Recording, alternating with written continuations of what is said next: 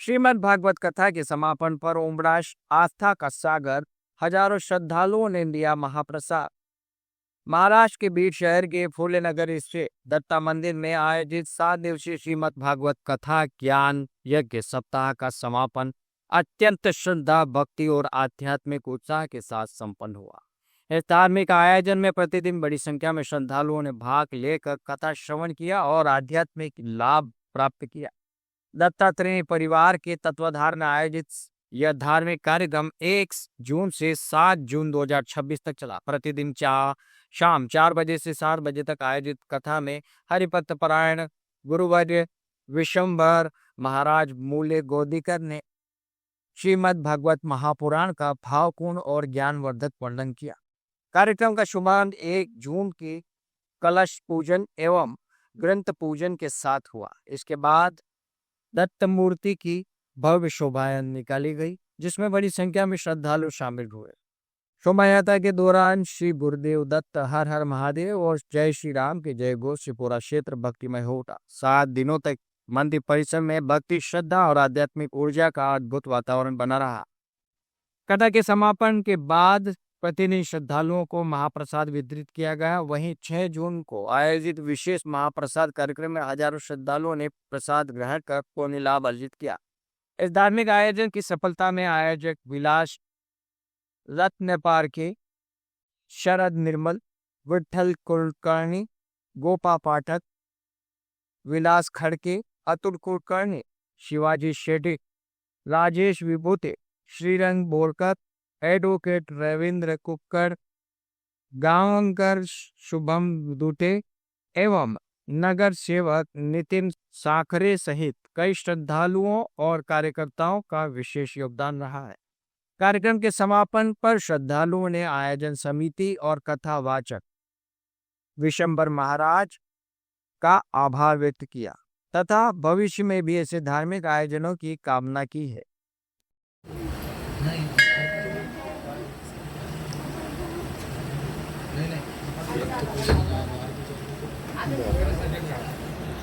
चला एकदा झालं असं, या कर्णाने हजामत केली, हजामत आणि हजामत करून तो हजामत करणारा व्यक्ती कर्णाच्या अंगाला तेल लावत होता, तेलाने मालिश करत होता सगळ्या शरीराला।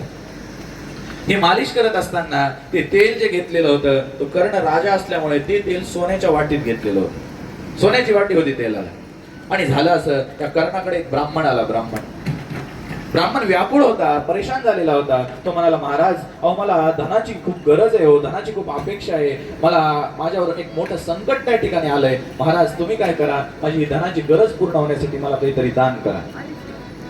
असं जसा तो ब्राह्मण म्हणला, त्यावेळी कर्णाने काय केलं, आजूबाजूला पाहिलं, ती सोन्याची वाटी तेलाची बघितली आणि ती वाटी त्याने कर्णाने काय केली, डाव्या हाताने उचलली। लावायला हरकत नाही, आता आरती संपन्न होईल।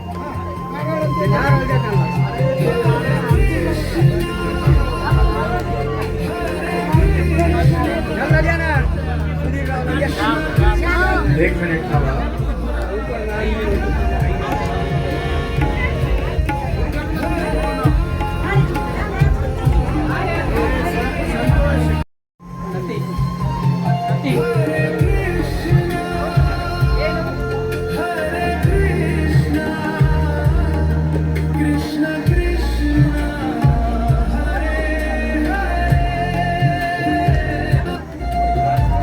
या 7 दिवसांमध्ये ज्यांनी तबल्यावर उत्तम साथ दिली, हरिभक्त परायण जैसे केशवम कृष्ण दामोदर राम नारायण जानकी वल्लभम अच्युतम केशवम कृष्ण दामोदर राम नारायण जानकी वल्लभम। कौन कहता है भगवान आते नहीं, कौन कहते हैं भगवान आते नहीं, तुम मेरा के जैसे बुलाते हैं, तुम मेरा के जैसे बुलाते हैं। अच्युतम केशवम कृष्ण दामोदर राम नारायणम जानकी वल्लभम। अच्युतं केशवं कृष्णदामोदरं रामनारायणं जानकी वल्लभं कौन कहते हैं भगवान सोते नहीं, कौन कहते हैं भगवान सोते नहीं, माँ यशोदा की तरह सुनाते नहीं, माँ यशोदा की तरह सुनाते नहीं। अच्युतं केशवं कृष्णदामोदरं रामनारायणं जानकी वल्लभं, रामनारायणं जानकी वल्लभं। कौन कहते हैं भगवान नाचते नहीं, कौन कहते हैं भगवान नाचते नहीं, तुम गोपी की तरह नचाते नहीं, तुम गोपी के जैसे नचाते नहीं। अच्युतं कृष्ण दामोदरं रामनारायणं जानकी वल्लभं, रामनारायणं जानकी वल्लभं, रामनारायणं जानकी वल्लभं। अहो तुम्ही कधीतरी गोपींसारखं भगवंताला आळवून बघा, गोपींसारखं पुकारून बघा, भगवान तुमच्या सोबत सुद्धा नाचतील. तुम्ही कधीतरी यशोदा मैयासारखं भगवंताला झोपी घालून बघा, भगवान तुमच्यासाठी सुद्धा झोपतील. अहो तुम्ही कधी भगवंतावर सुदाम्यासारखी मित्रत्वाची माया करून बघा, भगवान तुमचे सुद्धा मित्र नक्की होतील. सांगायचं तात्पर्य काय आहे, तर भाव भगवंताच्या साठीचा अत्यंत महत्वाचा आहे. या पूजाविधीचं वर्णन केलं आणि हे वर्णन दिव्य ज्ञानाचा उपदेश नवयोगेश्वरांनी सांगितलंय. आणि हा ययो श्रेयो विदित्सया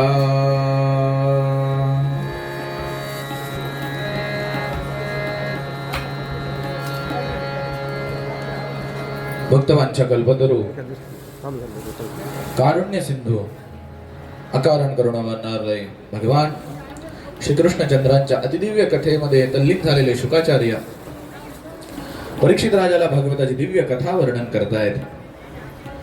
करत असताना आपणही भगवंताच्या अनेक लीलांचं श्रवण त्या ठिकाणी आतापर्यंत केलं. भगवंताने मथुरेमध्ये आल्यानंतर आपलं उपनयन झाल्यानंतर गुरुकुलामध्ये शिक्षण ग्रहण केलं. त्यानंतर जरासंधाला भगवंताने 18 वेळेला पराभूत केलेलं आहे. कालयवनाला संपवलं आणि त्याआधी द्वारकेचं निर्माण केलं. कालयवन संपल्यानंतर भगवान द्वारकेमध्ये राहू लागले. द्वारकेमध्ये राहत असताना भगवंताचा आणि रुक्मिणी मातेचा दिव्य विवाह त्या ठिकाणी संपन्न झाला. आणि त्यानंतर पुढे भगवंताच्या ज्या बाकीच्या पट्टराणे आहेत त्यांच्यासोबत भगवंताचे विवाह संपन्न झाले. आणि त्यानंतर भगवंताने भौमासूर नरकासूर नावाचा राक्षस आहे, या नरकासुराला संपवायचं ठरवलं.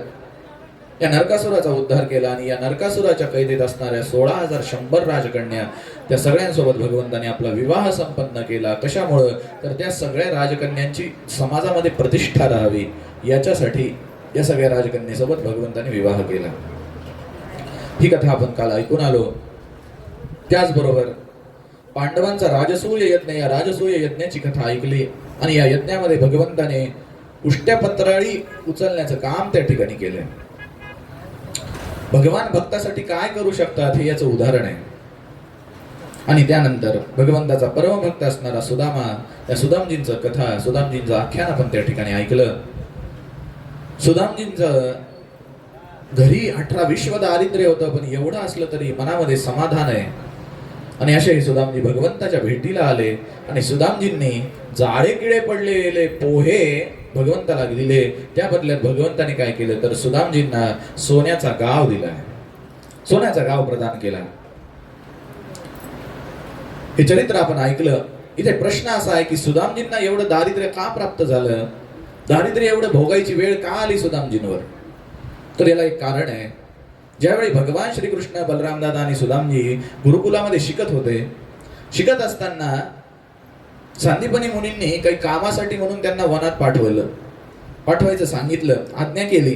त्यानुसार हे जाऊ लागले. निघून जात असताना गुरु आईने, सांदीपनी मुनींच्या पत्नीने विचार केला की अरे पावसाळ्याचे दिवस आहेत, आणि मुलं जर वनामध्ये गेली आणि पाऊस जर आला तर त्यांना वनामध्येच अडकून राहावं लागेल. मग वनामध्ये भूक लागल्यावर ते काय खाणार? म्हणून त्यांनी काय केलं, सुदामजींना बोलवलं आणि सुदाम्याला सांगितलं, सुदाम्या, अरे वनामध्ये जर पाऊस आला तर तुम्हाला अडकून राहावं लागेल आणि भूक जर लागली तर मग काय खाणार? सुदाम्या काय कर, हे हरभरे घे, हरभरे. आणि मग सुदामजींकडे 3 मोठी हरभरे या सांदीपनी मुनींच्या पत्नीने त्या ठिकाणी दिले. आणि त्यानंतर श्रीकृष्ण, बलराम आणि सुदामजी तिघही जण वनामध्ये गेलेत आणि वनामध्ये प्रचंड पाऊस चालू झाला. त्यामुळे एका झाडाच्या आडोशाला बसले. एका झाडावर आडोशाला बसलेले असताना सुदामजी खालच्या फांदीवर बसलेले आहेत आणि वरच्या फांदीवर श्रीकृष्ण आणि बलराम बसले. पाऊस काही थांबायचं नाव घेईना आणि तिघांनाही आता भूक लागू लागली. भगवंताने बलराम दादांना विचारलं, दादा अहो काही फार भूक लागली हो, आपल्या गुरुआईने काही दिलं का नाही तुमच्यासोबत खायला? माझ्याकडे तर काही दिलं नाही बाबा.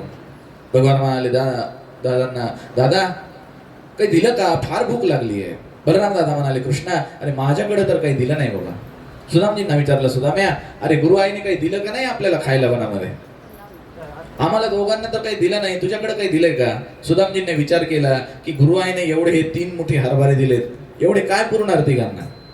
याच्याने कोणाची भूक भागणार आहे? मग सुदामजीने विचार केला आपण काय करावं, खोटं सांगावं कृष्णाला. असा विचार करून खोटंच सांगितलं, नाही रे कृष्णा काही दिलं नाही. सुदामजी भगवंताला खोटं बोलले आणि त्या खोटं बोलण्याचा परिणाम असा झाला की 18 विश्व दारिद्र्य भोगावं लागलं. आणि त्या बदल्यामध्ये 3 मोठी पोहे दिले. जाळेकिडे पडलेले होते पण ते 3 मोठे पोहे भक्तिभावाने भगवंताला समर्पित केले. परिणाम असा झाला की सुदामजींना सोन्याचा गाव प्राप्त झाला.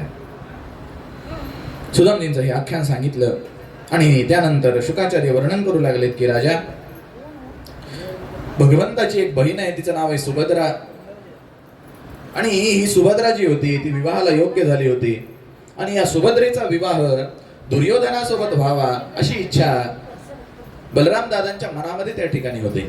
कशामुळं तर दुर्योधन हा बलराम दादांचा शिष्य आहे गदा युद्धामधला.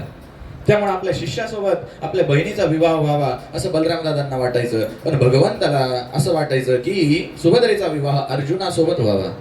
म्हणून भगवंताने अर्जुनाला सांगितलं, अर्जुना तू काय कर माहिती का, संन्यासाचा वेश धारण कर. आणि अर्जुनाने त्यानुसार त्रिदंडी संन्यासाचा वेश धारण केला. आणि हा अर्जुन चातुर्मासाच्या निमित्ताने द्वारकेमध्ये राहू लागला. द्वारकेमध्ये राहत असताना झाला असं, गावची जत्रा एकदा भरलेली आहे आणि भरलेली असताना सुभद्रा त्या जत्रेमध्ये गेली.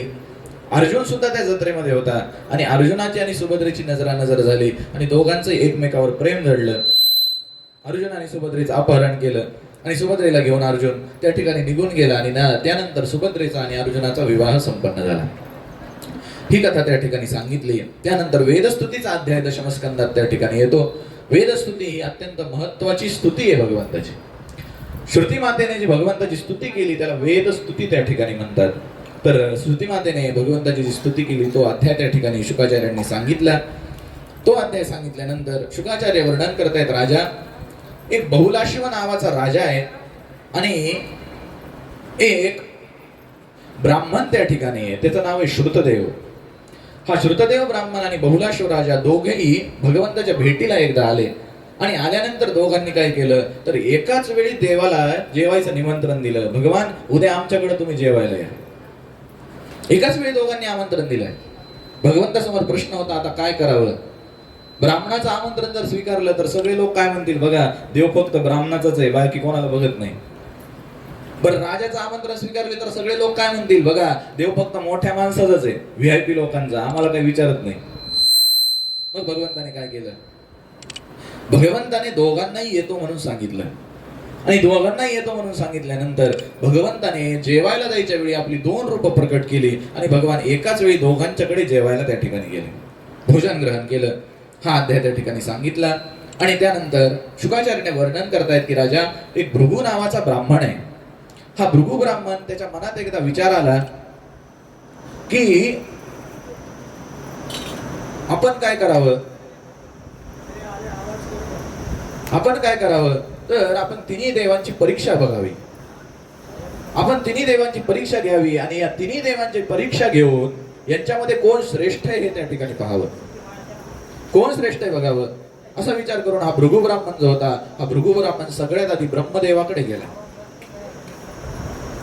ब्रह्मदेवाकडे गेला आणि ब्रह्मदेवाकडे जाऊन ह्या प्रभू ब्राह्मणाने देवाला नमस्कारही केला नाही आणि ब्रह्मदेवाला काही चांगलं बोलला नाही, दूषण देऊ लागला, निंदा करू लागला. परिणाम असा झाला, ब्रह्मदेवाला राग आला आणि ब्रह्मदेवाने या भृगू ब्राह्मणाला त्यांच्या त्या ठिकाणाहून हकलून त्या ठिकाणी दिलं. ब्रह्मदेवाला हकलून दिलं. ब्रह्मदेवाने त्या ब्राह्मणाला त्या ठिकाणी हकलून दिलं. भृगू ब्राह्मण त्यानंतर कैलासावर आलाय. कैलासावर महादेवांच्या तिथे सुद्धा यांनी असंच केलं, महादेवांचा अपमान केला आणि परिणाम असा झाला, तिथून सुद्धा महादेवांनी हकलून दिला. आणि त्यानंतर हा भृगू ब्राह्मण ज्यावेळी द्वारकेमध्ये आलाय भगवंताच्या भेटीला, आल्यानंतर या भृगू ब्राह्मणाचं स्वागत भगवंताने त्या ठिकाणी केलं. आणि स्वागत केल्यानंतर या भृगू ब्राह्मणाने काही विचार न करता भगवंताच्या छातीवर वक्षस्थळावर जोरदार लाथ मारली. लाथ मारल्याबरोबर भगवान खाली पडले.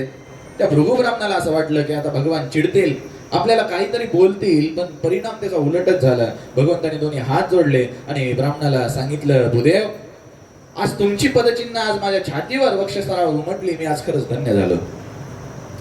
ऐकल्यावर भृगू ब्राह्मणाला कळालं की खरंच तिन्ही देवांमध्ये जर सर्वश्रेष्ठ कोण असेल तर ते भगवान महाविष्णू आहेत. अशा प्रकारे या भृगू ब्राह्मणाने त्या ठिकाणी तिन्ही देवांची परीक्षा घेतली आणि या ठिकाणी भागवताचा दशमस्कंद संपला. पुढे एकादश स्कंदातील कथेला सुरुवात होते, आपल्याला त्या बघायच्या आहेत. थोड्या वेळ भगवंताचं भजन करून आपण एकादश स्कंदातील कथेकडे वळूया. राधे राधे.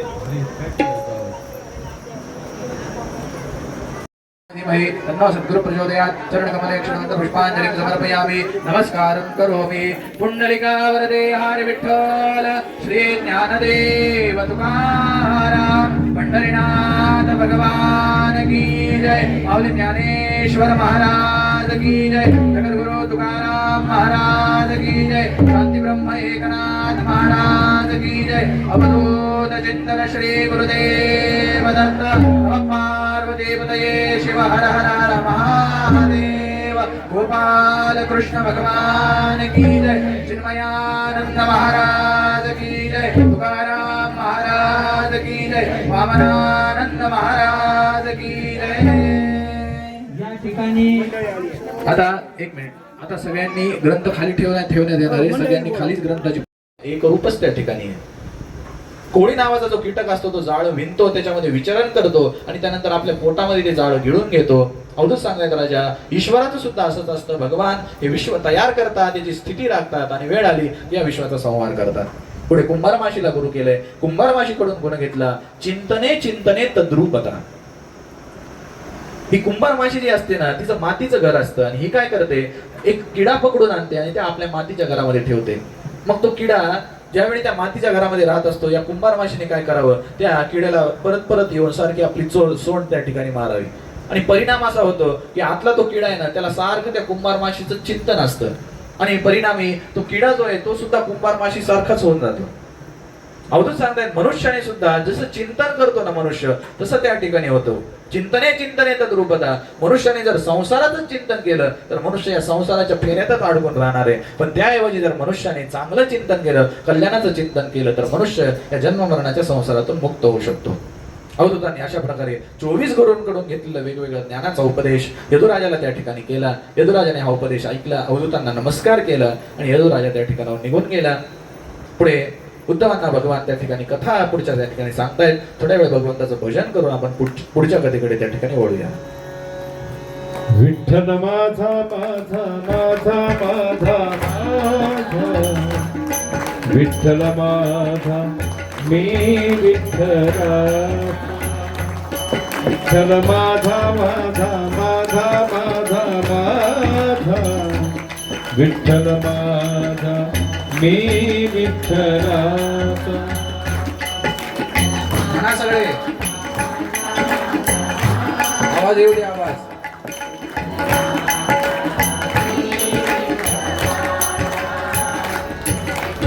विठ्ठल माझा मी विठ्ठलाचा. विठ्ठल माझा मी विठ्ठलाचा.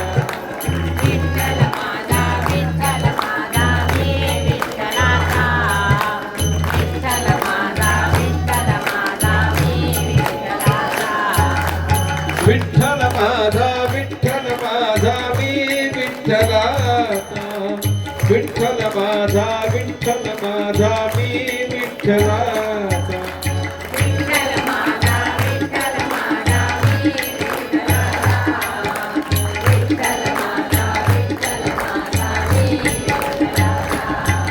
विठ्ठल माझा माझा माझा माझा माझा विठ्ठल माझा मी विठ्ठलाचा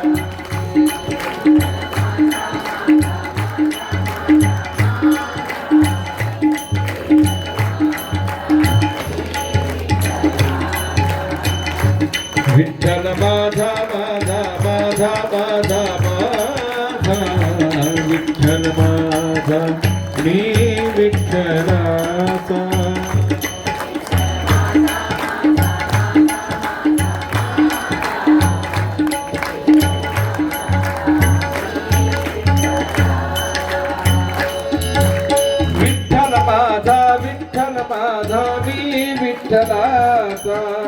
विठ्ठल माझा मी विठ्ठलाचा विठ्ठल माझा मी विठ्ठलाचा विठ्ठल माझा मी विठ्ठलाचा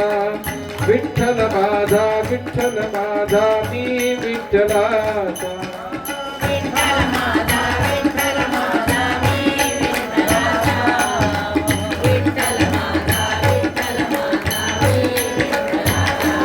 विठ्ठल माझा माझा माझा माझा माझा विठ्ठल माझा मी विठ्ठलाचा